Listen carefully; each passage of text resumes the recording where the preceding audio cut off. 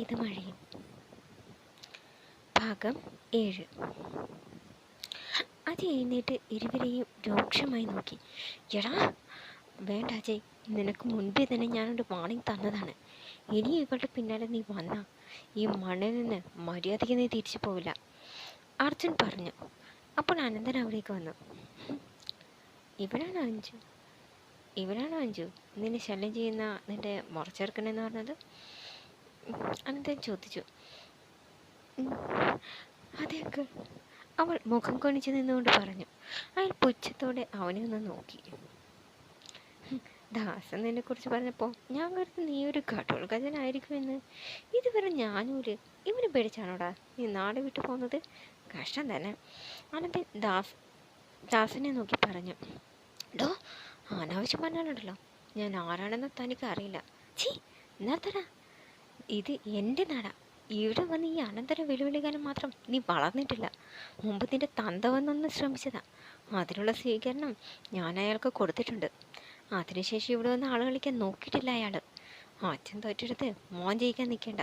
അതുകൊണ്ട് മര്യാദയ്ക്ക് പോകാൻ നോക്ക്. അനന്തൻ പറഞ്ഞു. അജി ദേഷ്യത്തോടെ എല്ലാവരെയും നോക്കി, പിന്നെ നടന്നു. ശകുന്തള വേഗം മകളുടെ അരികിലേക്ക് ചെന്നു. മോളെ, പൊട്ടിക്കരഞ്ഞുകൊണ്ട് അവൾ അമ്മയെ കെട്ടിപ്പിടിച്ചു. അനന്തൻ ദാസന്റെ അരികിലേക്ക് വന്നു.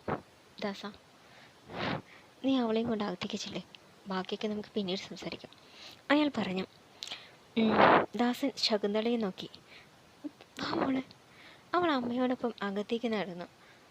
നടക്കവേ അവൾ തലച്ചിരിച്ച് അർജുനെ ഒന്ന് നോക്കി, പിന്നെ അമ്മയോടൊപ്പം നടന്നു. മുറിയിൽ അമ്മയുടെ മടിയിൽ തലവെച്ച് കിടന്ന് കരയുകയായിരുന്നു അഞ്ജലി. അടുത്തു തന്നെ പ്രഭയും ഉണ്ടായിരുന്നു. അഞ്ജലി, കരയാതെ. കൃത്യസമയത്ത് നീ ഇവിടെ എത്തിയതുകൊണ്ട് ഒന്നും സംഭവിച്ചില്ലല്ലോ. നീ പേടിക്കണ്ട. ഇനി അവൻ വന്നാൽ അച്ഛൻ അവനെ വെറുതെ വിടില്ല, നോക്കിക്കോ, പ്രഭ പറഞ്ഞു. ഈ സമയം അനന്തരും ദാസനും അവിടേക്ക് വന്നു. അവരെ കണ്ടതും ഇരുവരും എഴുന്നേറ്റു. അല്ല, മോളിപ്പോഴും ഇവിടെ ഇരുന്ന് കരയുകയാണോ? കഷ്ടം തന്നെ. പെൺകുട്ടികളായാൽ നല്ല ധൈര്യവും തന്നേടും ഒക്കെ വേണ്ടേ, ആനന്ദൻ പറഞ്ഞു. അവൾ കണ്ണുകൾ തുടച്ചു. ദാസ, നീ അവൻ്റെ കാര്യം ഓർത്ത് ടെൻഷൻ അടിക്കുകയൊന്നും വേണ്ട. അവൻ്റെ കാര്യം ഞാൻ നോക്കിക്കോളാം.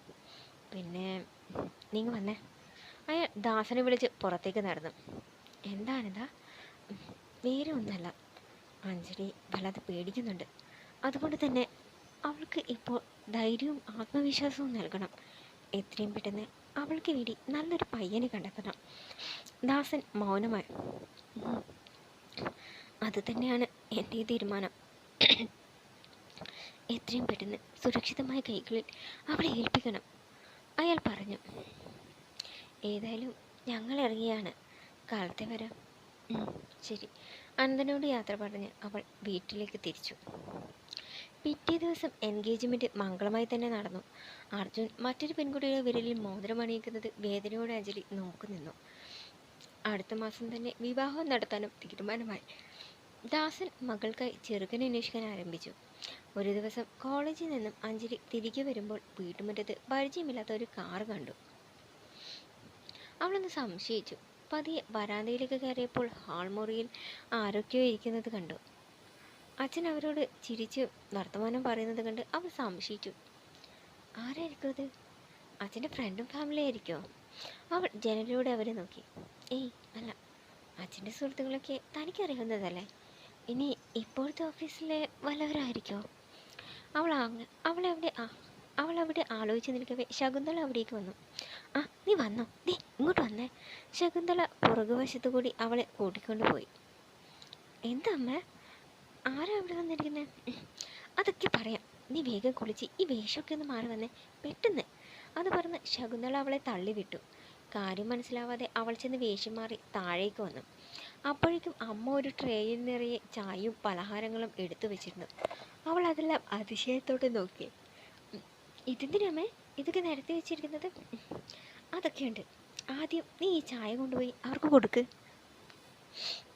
അവൾ സംശയത്തോടെ അമ്മയെ നോക്കി, പിന്നെ ചായയുമായി അകത്തേക്ക് നടന്നു. അവളെ കണ്ടതും പെട്ടെന്ന് അവിടെ ഉണ്ടായിരുന്നവരെല്ലാം സൈലൻ്റായി. ആ, എത്തിയില്ല കുട്ടി, അവിടെ ഉണ്ടായിരുന്ന ഒരാൾ പറഞ്ഞതും എല്ലാവരുടെയും നോട്ടം അവളിലേക്കായി. അവളൊന്ന് ചിരിച്ച് ചായ അവർക്ക് നൽകി. ആദ്യം ഇങ്ങോട്ട് കൊടുക്കൂ, ഇതാണ് പയ്യൻ, അയാൾ പറഞ്ഞതും അവളൊന്ന് ഞെട്ടി. പിന്നെ അച്ഛനെയും അമ്മയെയും നോക്കി. ഇരുവരും ഒന്ന് വല്ലാതെ. കൊടുക്കും മോളെ, ശകുന്തള പറഞ്ഞു. അവൾ രോഷം കടിച്ചമർത്തി ചായ കൊടുത്തു. പയ്യനൽപ്പം നാണത്തോടെ അവളെ നോക്കി. അവൾ ദേഷ്യത്തോടെ മുഖം തിരിച്ചു. ചായ കൊടുത്ത ശേഷം അകത്തേക്ക് നടക്കാൻ ഒരുങ്ങിയതും ശകുന്തള അവളുടെ കയ്യിൽ പിടിച്ച് അവിടെ നിർത്തി. കുട്ടിയോട് എന്തെങ്കിലും ചോദിക്കാനോ പറയാനോ ഉണ്ടെങ്കിൽ ആവാട്ടോ. പയ്യൻ പുഞ്ചിരിച്ചുകൊണ്ട് അവളെ നോക്കി. എന്താ പേര്? അഞ്ജലി, അവൾ ഗൗരവത്തോടെ പറഞ്ഞു. എൻ്റെ പേര് സാരംഗ്, ഞാൻ വില്ലേജ് ഓഫീസിൽ ക്ലർക്കാണ്, അവൻ പരിചയപ്പെടുത്തി. അവൾ താല്പര്യമില്ലാത്ത മട്ടിൽ നിന്നു. ചെറുക്കനോട് എന്തെങ്കിലും ചോദിക്കാനോ പറയാനുണ്ടോ? ഉണ്ട്, അഞ്ജലി പറഞ്ഞു. ശകുന്തളയും ദാസനും പരിഭ്രമത്തോടെ പരസ്പരം നോക്കി. അതൊക്കെ പിന്നീടാവാലോ, ദാസൻ പറഞ്ഞു. അതൊന്നും പറഞ്ഞിട്ട് കാര്യമില്ല ദാസ, ഇപ്പോഴത്തെ പിള്ളേരുടെ കാര്യമല്ലേ, അവരെ സംസാരിക്കട്ടെ, ചെറുക്കൻ്റെ അമ്മാവ് പറഞ്ഞു. അഞ്ജലി മുറിയിലേക്ക് നടന്നു. പിന്നാലെ ചെറുക്കണോ. എനിക്ക് തന്നെ ഇഷ്ടമായി. എന്താ തൻ്റെ അഭിപ്രായം? എന്നെ ഇഷ്ടമായോ? അയാൾ അല്പം ചമ്മലോട് ചോദിച്ചു. ക്ഷമിക്കണം, വിളിച്ചു വരുത്തി അപമാനിച്ചെന്ന് വിചാരിക്കരുത്. എനിക്ക് ഈ വിവാഹത്തിന് സമ്മതമല്ല. അത് കേട്ടതും അയാളുടെ മുഖത്ത് ചിരി മാഞ്ഞു. അവൾ തിരിഞ്ഞ് അയാളെ നോക്കി. ഒരു വിവാഹ ജീവിതമൊന്നും എൻ്റെ മനസ്സിലില്ല. പഠിച്ച് സ്വന്തമായിട്ട് ഒരു ജോലി നേടണം, ആ ഒരു ലക്ഷ്യം മാത്രമേ എൻ്റെ മനസ്സിലുള്ളൂ. അതുകൊണ്ട് എനിക്ക് നിങ്ങളെ വിവാഹം കഴിക്കാൻ താല്പര്യമില്ല. അതും പറഞ്ഞ് അവൾ അകത്ത് കയറി കതകടച്ചു. പയ്യന് അതൊരു അപമാനമായി തോന്നി. അവൻ ദേഷ്യത്തോടെ കൈ ചുരുട്ടി ഹാളിലേക്ക് വന്നു. അമ്മേ, അമ്മാവാ, വാ പോകാം. അവൻ്റെ പെരുമാറ്റം കണ്ട് എല്ലാവരും അന്താളിച്ചു. എന്താ എന്താ മനഃപ്രശ്നം? അമ്മ ആശങ്കയോട് ചോദിച്ചു. പോകാം എന്ന് പറഞ്ഞാൽ പോകാം, അവൻ ദേഷ്യത്തോട് പറഞ്ഞു. എന്താ എന്താ ഉണ്ടായത്? ദാസൻ പരിഭ്രമത്തോടെ ചോദിച്ചു. എന്താ ഉണ്ടായതെന്ന് നിങ്ങൾക്ക് ഊഹിക്കാവുന്നതല്ലേ ഉള്ളൂ. മകൾക്കൊരു വിവാഹത്തിന് താല്പര്യമില്ലെങ്കിൽ എന്തിനാ പെണ്ണ് കാണാൻ എന്ന് പറഞ്ഞ് വിളിച്ചു വരുത്തി ഞങ്ങൾ അപമാനിച്ചത്? അവൻ്റെ ചോദ്യം കേട്ട് ദാസൻ വല്ലായ്മയോടെ ശകുന്തളയെ നോക്കി. അവൾ എൻ്റെ മുഖത്ത് നോക്കി പറഞ്ഞു അവൾക്ക് വിവാഹത്തിന് താല്പര്യമില്ലെന്ന്. അങ്ങനെ ഒരു അപമാനം ഇതുവരെ എനിക്ക് ഉണ്ടായിട്ടില്ല. ഇത് മോശമായി പോയി അങ്കിൾ. നിങ്ങളെപ്പോലെ ഒരാളിൽ നിന്ന് ഇങ്ങനൊരു കാര്യം ഞാൻ പ്രതീക്ഷിച്ചില്ല.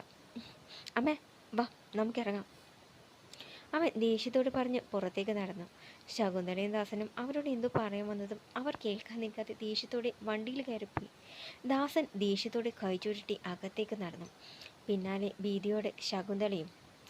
ദാസൻ ചെന്ന് അഞ്ജലിയുടെ മുറിയുടെ വാതിലിൽ ശക്തിയായി തട്ടി. കുറച്ച് സമയത്തിന് ശേഷം അഞ്ജലി വാതിൽ തുറന്നു. നീ എന്താ ആ പയ്യനോട് പറഞ്ഞത്? ദാസൻ ദേഷ്യത്തോട് ചോദിച്ചു. അതുകൊണ്ട് അവൾ ആദ്യം ഒന്ന് കിടുങ്ങി. ചോദിച്ചത് കേട്ടില്ലേ നീ? അയാളുടെ ശബ്ദം ഉയർന്നതും അവളൊന്ന് ഞെട്ടി. അത് എനിക്ക് ഈ വിവാഹത്തിന് താല്പര്യമില്ലെന്ന്. നീ എന്തിനാ അവരോട് അങ്ങനെ പറഞ്ഞത്? ഞാൻ വിളിച്ചിട്ടാ അവരിങ്ങോട്ട് വന്നത്. അവരുടെ മുഖത്ത് നോക്കി ഇങ്ങനെ മുഖത്തടിച്ചതുപോലെ പറയാൻ നിനക്കെങ്ങനെ ധൈര്യം വന്നു? അച്ഛ, ഞാൻ പറഞ്ഞിട്ടില്ലേ എനിക്കൊരു വിവാഹത്തിന് താല്പര്യമില്ലെന്ന്? അവൾ കരഞ്ഞുകൊണ്ട് പറഞ്ഞു. വിവാഹം കഴിക്കാതെ പിന്നെ സന്യസിക്കാനാണോ നിൻ്റെ ഉദ്ദേശം? അവൾ മുഖം കുനിച്ച് നിന്നു. ചോദിച്ചത് കേട്ടില്ലേ നീ? അവൾ ഞെട്ടിലൂടെ അയാളെ നോക്കി. എനിക്ക് വേണ്ടി ആരെയും അച്ഛൻ ഇങ്ങോട്ട് ക്ഷണിക്കേണ്ട. അത് കേട്ടതും അയാൾക്ക് രോഷം ഇരച്ചു കയറി. ഇടി! അയാൾ അവളെ അടിക്കാൻ കൈ ഓങ്ങിയതും ശകുന്തള പേടിയുടെ കയ്യിൽ പിടിച്ചു. വേണ്ട ദാസൻ, വേണ്ട. അവൾ പറഞ്ഞില്ല കേട്ടില്ലേ നീ? അവൾക്ക് വിവാഹമേ വേണ്ടെന്ന്. പിന്നെ എന്താ അവളുടെ ഭാവം? തലനാരിഴക്ക ആജിയുടെ കയ്യിൽ നിന്ന് രക്ഷപ്പെട്ടത്. എപ്പോഴും അങ്ങനെ സംഭവിക്കണമെന്നുണ്ടോ? നമ്മളുള്ളിടത്തോളം ഇവളെ നമുക്ക് രക്ഷിക്കാം. അത് കഴിഞ്ഞാലോ എന്ത് ചെയ്യും ഇവള്? അച്ഛ, എന്നെ കൊണ്ട് പറ്റാനിഷ്ടല്ലേ അച്ഛ? എന്തുകൊണ്ട് പറ്റില്ല? കഴിഞ്ഞ കാര്യങ്ങളെല്ലാം മനസ്സിൽ വെച്ച് നീ എന്തിനു നിന്റെ ജീവിതം വെറുതെ ഹോമിക്കുന്നത്? അന്ന് നിന്നെ ഉപദ്രവിച്ച് നിന്നെ തേടി വരുമെന്ന് കരുതിയിട്ടാണോ? അവനെ പ്രതീക്ഷിച്ചാണോ നീ ജീവിക്കുന്നത്? അങ്ങനെ ആയിരുന്നെങ്കിൽ ഇപ്പോഴവൻ വന്നേനെ. ഉണ്ടായില്ലല്ലോ. വേറെ വല്ല പെണ്ണിനെയും വിവാഹം കഴിച്ച് അവൻ സുഖമായി ജീവിക്കുന്നുണ്ടാവും. നീ മാത്രം ഇങ്ങനെ അതും ചിന്തിച്ച് ജീവിച്ചാൽ മതി. ഞങ്ങളുടെ വേദനയും സങ്കടവും ഒന്നും നീ കാണണ്ട അച്ഛ, അവൾ വേദനയോടെ വിളിച്ചു. വിളിക്കരുത് നീ എന്നെ അങ്ങനെ. മഞ്ജു, ഞാൻ അവസാനമായി പറയുക, ഇനി വരുന്ന വിവാഹാലോചനയ്ക്ക് നീ സമ്മതിക്കണം. എന്തു വന്നാലും ഞാനത് നടത്തും. ഇനി സമ്മതിച്ചില്ലെങ്കിൽ പിന്നെ ഈ അച്ഛനെ നീ കാണില്ല. ഒരുന്നുള്ള വിഷത്തിൻ്റെ സഹായത്തിൽ ഞാനെല്ലാം അവസാനിപ്പിക്കും. അതും പറഞ്ഞ് അയാൾ കണ്ണുകൾ തുടച്ചുകൊണ്ട് നടന്നു. അഞ്ജലി ആകെ തരിച്ചു നിന്നുപോയി. മോളെ, നിന്നെക്കുറിച്ച് ഓർത്ത് ഓരോ നിമിഷവും നീറി കഴിയുകയാണ് ആ മനുഷ്യൻ. ഇനിയും സഹിക്കാനുള്ള ശക്തി ആ മനുഷ്യനില്ല. അതുകൊണ്ട് തന്നെ പറഞ്ഞതുപോലെ ചെയ്തു കളയൂ എന്ന് അമ്മയ്ക്ക് പേടിയുണ്ട്. ഇത്രയും കാലം നമുക്ക് വേണ്ടി കഷ്ടപ്പെടുകയായിരുന്നു അദ്ദേഹം. അമ്മ മോളുടെ കാല് പിടിക്കും. മോളെല്ലാം മറന്ന് വിവാഹത്തിന് സമ്മതിക്കണം. ഇല്ലെങ്കിൽ അച്ഛൻ്റെ കൂടെ ഈ അമ്മയും അങ്ങ് പോകും. അതും പറഞ്ഞ് കരഞ്ഞുകൊണ്ട് ശകുന്തള പോയതും ആകെ തളർന്ന് അവൾ കട്ടിലിലായിരുന്നു. തലയിണയിൽ മുഖമമർത്തി പൊട്ടിക്കരയവേ അവളുടെ മനസ്സിൽ വർഷങ്ങൾക്ക് മുമ്പ് നടന്ന ചില കാര്യങ്ങൾ മിന്നിമറഞ്ഞു. വർഷങ്ങൾക്ക് മുമ്പ് ഒരു രാത്രി കൂട്ടുകാരിയുടെ ബന്ധുവിന് വേണ്ടി ബ്ലഡ് കൊടുത്ത് സ്കൂട്ടിയിൽ മടങ്ങവേ പെട്ടെന്നാണ് മഴ ചാറിയത്. റെയിൻകോട്ട് എടുക്കാൻ മറന്നതിനാൽ മഴയെ നനഞ്ഞുകൊണ്ട് വണ്ടി ഓടിച്ചു. പെട്ടെന്ന് വണ്ടി കേടായി. മഴയിൽ വിറച്ചു നിൽക്കുമ്പോഴാണ് 2-3 ബൈക്കുകളിലായി കുറേ ചെറുപ്പക്കാർ അതുവഴി വന്നത്. അവളെ കണ്ടതും അവന്മാർ അവളെ വട്ടം ചുറ്റിക്കുകയും മോശമായി സംസാരിക്കുകയും ഒക്കെ ചെയ്തു. അവൾ വേഗം അവിടെ നിന്ന് ഓടി രക്ഷപ്പെടാൻ ശ്രമിച്ചു. അവന്മാർ പുറകെ വന്ന് അവളെ ആക്രമിക്കാൻ ശ്രമിച്ചു. അതിനിടെ നിലത്ത് വീണ് അവളുടെ ഡ്രസ്സിലും ദേഹത്തും ചെളി പുരളുകയും ഡ്രസ്സ് കീറുകയൊക്കെ ചെയ്തു. ഒടുവിൽ ഓടി അവൾ ഒരു കെട്ടിടത്തിൽ കയറി ഒളിച്ചു. അവളെ കാണാതെ അവർ പോയതും അവൾ ആശ്വാസത്തോടെ നെഞ്ചിൽ കൈവച്ചു. പിന്നെ അവളുടെ തോളിലൊരു കൈവന്ന് പതിച്ചതും ഞെട്ടലോടെ അവൾ തിരിഞ്ഞു നോക്കി. അഞ്ജലി ഞെട്ടലോടെ ചാടി എഴുന്നേറ്റ് ചുറ്റും നോക്കി. നേരം വെളുത്തിരിക്കുന്നു. അവൾ എഴുന്നേറ്റ് ചെന്ന് കുളിച്ച് വേഷം മാറി ഡൈനിങ് ഹാളിലേക്ക് വന്നു. ദാസൻ അവിടെ ഇരുന്ന് ഭക്ഷണം കഴിക്കുന്നുണ്ടായിരുന്നു. ശകുന്തള അടുത്തു തന്നെ നിൽപ്പുണ്ട്. അവൾ മുഖം കുനിച്ച് അവൻ്റെ മുന്നിൽ ചെന്ന് നിന്നു. അച്ഛാ, അമ്മ, എനിക്കറിയാം എന്നെക്കുറിച്ചോർത്ത് നിങ്ങൾ ഒരുപാട് വിഷമിക്കുന്നുണ്ട്. ഞാൻ ശ്രമിക്കാഞ്ഞിട്ടല്ല. എന്നിലെ അനുഭവങ്ങൾ എന്നെ വിട്ടു പോകുന്നില്ല. പക്ഷേ ഇനിയുമില്ല. നിങ്ങൾ പറയുന്ന ആര് വേണമെങ്കിലും വിവാഹം കഴിക്കാൻ എനിക്ക് സമ്മതമാണ്. അത് കേട്ടും ഇരുവരും മുഖമുയർത്തി അവളെ നോക്കി. അവളുടെ കണ്ണുകൾ കലങ്ങിയിരുന്നു. ദാസൻ അവളുടെ അരികിലേക്ക് ചെന്നു. മോളെ, നിന്റെ അവസ്ഥ ഞങ്ങൾക്ക് മനസ്സിലാവാഞ്ഞിട്ടല്ല. നാളെ ഞങ്ങൾക്ക് എന്തെങ്കിലും സംഭവിച്ചാൽ നിനക്കാരും ഇല്ലാതായി പോവും. അതുകൊണ്ടുള്ള പേടി കൊണ്ടാണ് അച്ഛനും അമ്മയും മോളിങ്ങനെ നിർബന്ധിക്കുന്നത്. എനിക്കറിയാം അച്ഛാ, എൻ്റെ നല്ലതിന് വേണ്ടി മാത്രമേ നിങ്ങൾ എന്ത് ചെയ്തിട്ടുള്ളൂ. എനിക്ക് സമ്മതമാണ്. ഞാൻ ആര് വേണമെങ്കിലും വിവാഹം കഴിച്ചോളാം. അതും പറഞ്ഞ് അവൾ നടന്നു. ദാസനും ശകുന്തളയും ആശ്വാസത്തോടെ പരസ്പരം നോക്കി. ദിവസങ്ങൾ ഓടിമറിഞ്ഞു. അങ്ങനെ അർജുൻ്റെയും നീതുവിൻ്റെയും വിവാഹം വന്നെത്തി. അപ്പോഴെല്ലാം അവനാകെ അസ്വസ്ഥനായിരുന്നു. വിവാഹ ദിവസം കാലത്ത് കൂട്ടുകാർക്കൊപ്പം തൊഴാനായി അർജുൻ അമ്പലത്തിലെത്തി. നടക്കിൽ നിന്ന് അവൻ മനമുരുകി പ്രാർത്ഥിച്ചു. ദേവി, എൻ്റെ ജീവിതത്തിൽ നടന്നതെല്ലാം നിനക്കറിയാവുന്നതാണ്. അറിയാതെയാണെങ്കിലും ഞാനൊരു തെറ്റ് ചെയ്തു. ഒരിക്കലും പൊറുക്കാൻ കഴിയാത്ത തെറ്റ്. തിരുത്താനുള്ള വഴികൾ നോക്കിയതാണ്. പക്ഷേ ഒന്നും ഫലവത്തായില്ല. ഇന്നു മുതൽ ഞാനൊരു പുതിയ ജീവിതം ആരംഭിക്കുകയാണ്. ചെയ്യുന്നത് ശരിയാണോ തെറ്റാണോ എന്ന് എനിക്കറിയില്ല. എനിക്ക് നേർവഴി കാട്ടിത്തന്ന് എന്നും എൻ്റെ കൂടെ ഉണ്ടാവണേ ഭഗവതി. കണ്ണുകൾ തുറന്ന് അവൻ തിരിഞ്ഞു നടക്കാൻ ഒരുങ്ങിയതും അവിടേക്ക് വന്ന അഞ്ജലിയുമായി അവൻ കൂട്ടിമുട്ടി. വീഴാൻ പോയ അവളെ അവൻ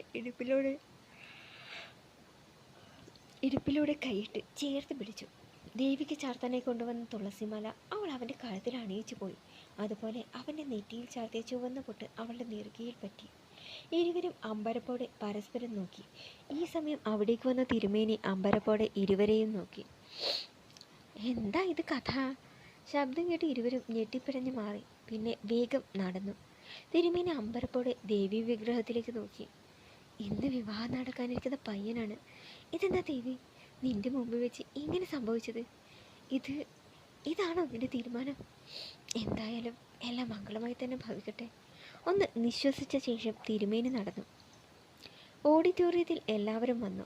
മണവാട്ടിയെ എല്ലാവരും ചേർന്ന് അണിയിച്ചൊരുക്കി. നീതു സന്തോഷത്തോടെ അവർക്ക് മുന്നിൽ ഇരുന്നു കൊടുത്തു. കുറച്ച് സമയത്തിന് ശേഷം ചെറുക്കനും കൂട്ടരും മണ്ഡപത്തിലെത്തി. ചെറുക്കൻ എത്തിയിട്ടേ, ഞങ്ങളൊന്ന് പോയി കാണട്ടെ. അത് പറഞ്ഞ് കൂട്ടുകാരികളെല്ലാം പുറത്തേക്ക് നടന്നു.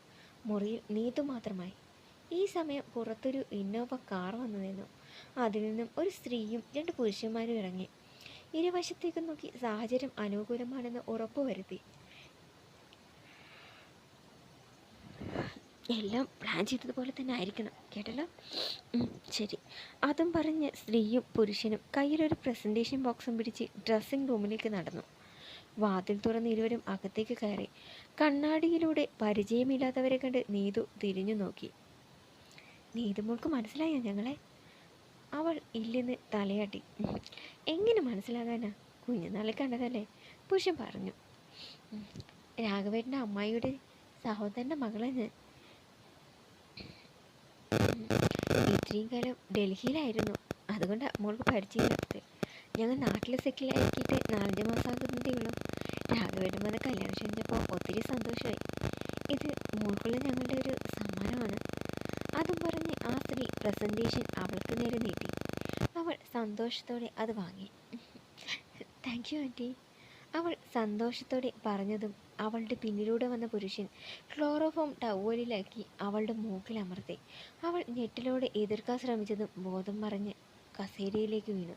പദ്ധതി വിജയിച്ച സന്തോഷത്തിൽ സ്ത്രീയും പുരുഷനും സന്തോഷത്തോടെ ചിരിച്ചു. തുടരും.